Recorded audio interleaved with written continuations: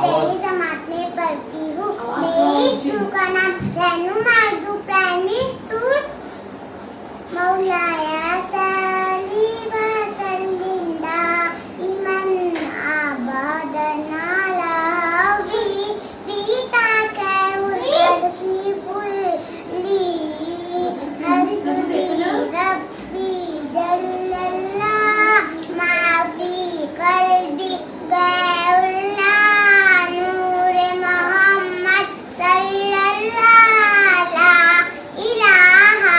इल्लल्लाह तेरे सदके में आका सारे जहां तो दीने मिला पे दीनों ने कलमा पढ़ा ला इलाहा इल्लल्लाह हस्बी रब्बी जल्लल्लाह मा फी क़ल्बी गैरुल्लाह नूर मोहम्मद सल्लल्लाह ला इलाहा इल्लल्लाह सुनते नबी गुजर गया आका से उसने कहा वरो नबी बतलाओ जरा मेरी मुट्ठी में है क्या सुनते नबी गुजर गया आका से उसने कहा वरो नबी बतलाओ जरा मेरी मुट्ठी में है क्या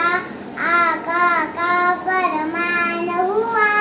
कर फजले रहमान हुआ मुट्ठी से पत्थर बोला ला इलाहा इल्लल्लाह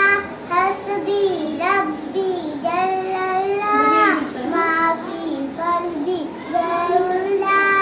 नूर मोहम्मद सल्लल्लाह ला इलाहा इल्लल्लाह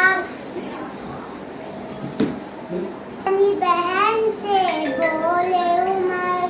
ये तो बता क्या करती थी